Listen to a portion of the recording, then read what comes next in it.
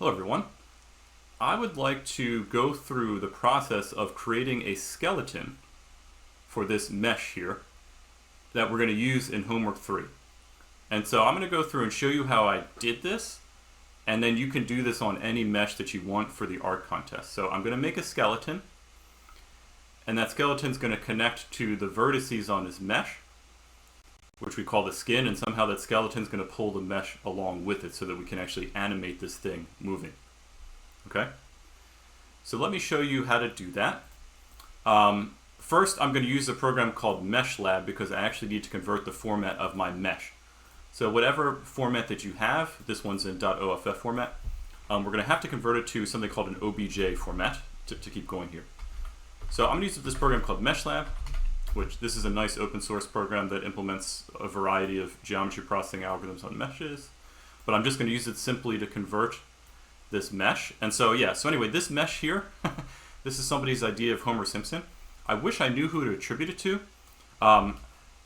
This is something that it was in one of my assignments when I took graphics back in 2009 with Tom Funkhauser at Princeton and Xiao Bai Chen as a TA, so maybe I should reach out to them and see where this is from. But anyway, it's a beautiful mesh of Homer Simpson. If I figure out who this is attributed to, I'll certainly put it in the description. But for now, we're just going to use it because this was distributed publicly to me when I was an undergrad, so therefore I will pass it on to you. But anyway, yeah, so meshlab, we're just going to use, it's got a lot of cool things you can do, but for now I'm just going to use it to convert to this OBJ format. So I'll save this as homer.obj. So regardless of what format your mesh comes in, you want to convert it to this OBJ. Alias wavefront object, I'm going to select here. I don't need to save the normals for the vertices, but it doesn't matter too much. Okay, so now I've created this file.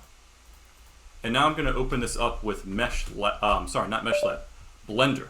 Okay, so Blender is a program I'm going to use to create the skeleton that you were seeing there a moment ago. Oops, I don't just want to open that file up, I just want to open up Blender. Okay, so I'm just going to start Blender by itself. Here it is. So Blender is like a Swiss Army knife for computer graphics stuff. It's a wonderful open source program. You can do tons of stuff with it.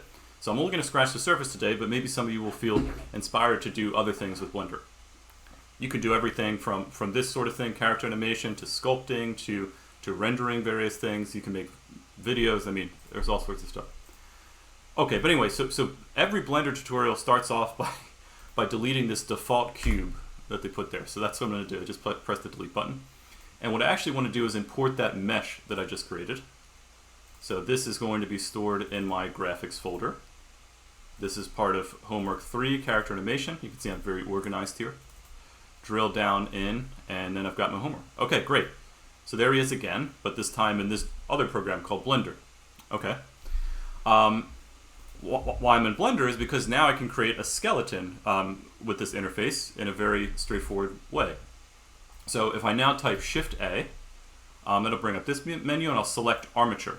Okay, so it pops up with this thing here. Now if I click on this and I type G, it'll allow me to move it around with my mouse. And I type Enter and it makes it fixed. So this is a bone. And up here, this is called the tail of the bone, actually. I know that's the opposite from what we've been calling it a tip. But yeah, this is the tail of the bone. If I go into edit mode here and I select that tail, and then I type E, I can extrude from that. Type E again, and I can make other bones. So this is how we're going to make the skeleton. But actually, I want to back up here, and what I actually want to do is I want to start to put this inside of Homer here. And so if I click my center mouse button and drag, I can look at this from a different point of view. Type G again, move this. And click, and then drag and look back. I want this bone to be a lot smaller. This is actually going to be my root bone. So if I type S and then I move this up, it'll scale it down. And that's a little bit tough. It's inside of Homer. Let me switch to wireframe mode here so that I can see what I'm doing a little better. So yeah, I want this bone to be kind of towards the center of Homer. And I'll have the tail of the bone. So again, I type G. I'll have the tail of the bone sort of be the place where I grow all the other bones in this mesh out of. Okay, give me 1 second, I'll clean this up. Okay, that looks pretty good here. So the tail of the bone is about in the center of this. Actually, maybe I'll just move it down to the chest. Okay. So if I click on the tail and I type F2, I can name it. So I'll call this the root. And let me now extrude some other bones from this. By the way, if I type 1 on the number pad, it'll align my mesh all nice here. Okay, so I got that selected. Oops, I accidentally selected the back one. I want that one. Got that selected. Type E. Let me move a bone over here. So I'll call this one shoulder.R. So that means the right shoulder, and there's a reason I'm doing .R. You'll see in a second. Yeah, so that definitely needs to be adjusted a little bit. So I'll move that a little bit over here. Now I'll extrude out of the shoulder. I'll bring something over to the elbow. It's a little hard to say exactly where the elbow is here, but anyway, I think that's okay for now. So I'll type elbow.R. Now I'll extrude from the elbow and create, see, we're suffering here from parallax. It's hard to see exactly from one point of view where you should move things. That's why I have to kind of look at this from multiple points of view as I'm doing it. Okay, so I'll call this one, maybe I'll put it up to about here, I'll call it wrist.R. Okay, so that's that joint there. So the joint, I'm calling it the tail, but the tail is just a particular joint. These are all the joints that we're going to load into our assignment. We're not going to load the bones directly, we're going to load actually the joints, the tails of these. So we call that joint the right wrist. All right. Let's also create, there's a few more things we got to do here.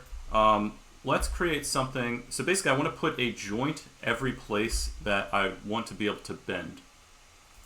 So I'll select the root again here and I'll extrude towards the neck. It might be nice to be able to bend at the neck. I should probably put this maybe a little more over here. In fact, I should probably move the whole root that way. Okay. So yeah, maybe I want to bend at the neck there. Whoops. So I select this, type G again. All right, so I'll call that the neck. And let me now extrude out of that. And I'll put one at the center of the head. Seems reasonable. Maybe I should move the neck forward a little bit here. Head forward a little bit. So I'll call this one the head. And now I need to also make one for the abdomen. So I'm gonna select the root again. Make sure I'm actually selecting the root here. I'm gonna type E to extrude. Let me just check to make sure. Whoops, okay, that's not what I wanted to do there. Let me delete this. I want to make sure this is all connected. So, oh yeah, it looks, okay, I guess it looks like I had already, so this should be, yeah.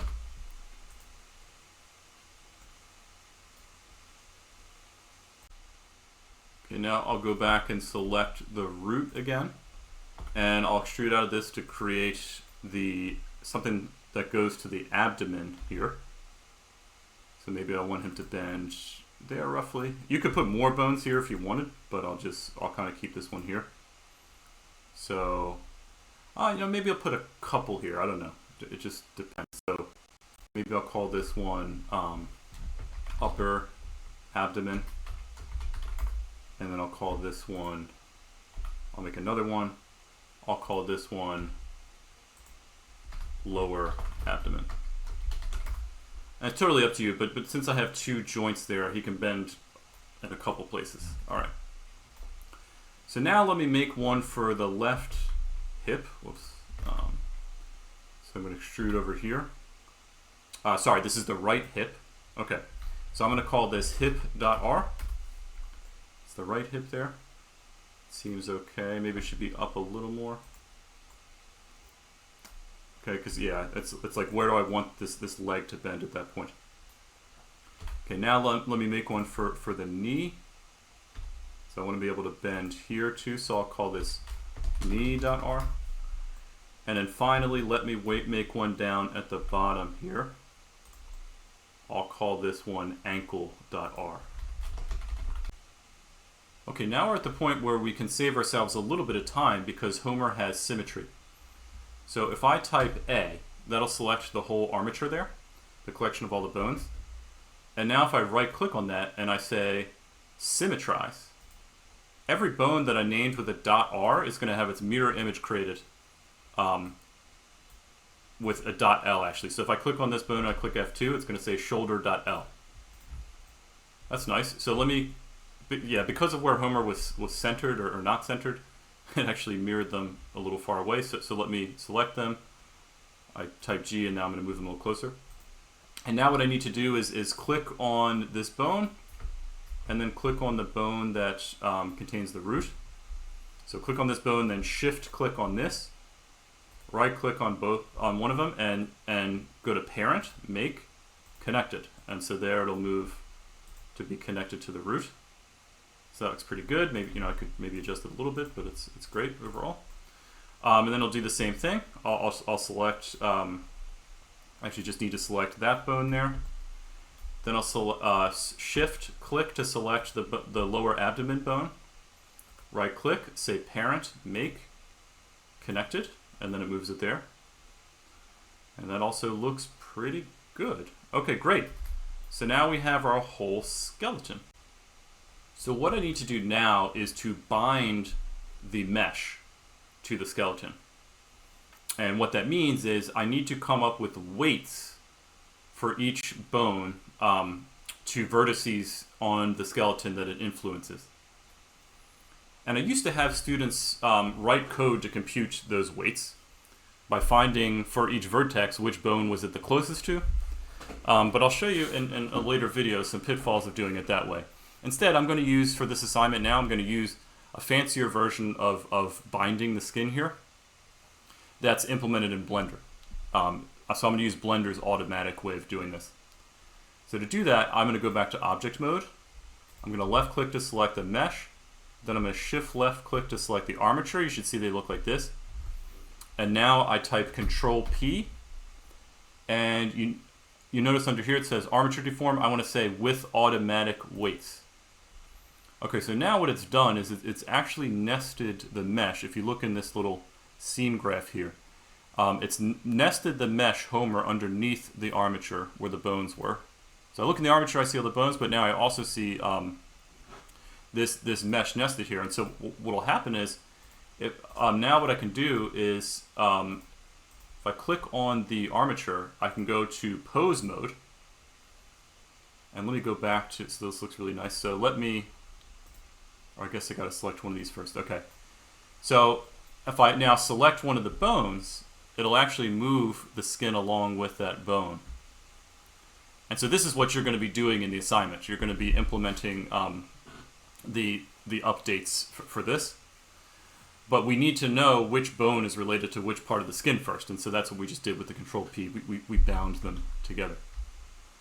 So yeah, I can move this all over the place. In fact, let me see if I take the root, or one of the bones, yeah, maybe the root bone, it actually moves the whole thing, which I don't want to do actually because, okay, I do want to actually keep this fixed for now. So if I just go back to object mode, that's all I really wanted to show you for now. But in the next video, I'm going to show you how to programmatically output the stuff that we need into a JSON file, which we can then open in the assignment. Okay, but for now, this is how you create that skeleton, and that's how you bind it. We just need to save all that information, the skeleton and the weights to disk. But before I do that, let me go ahead and save this whole thing. I'll call this homer.blend for my Blender file. Okay, so let's take a breath, and then I'll show you how to do this thing programmatically.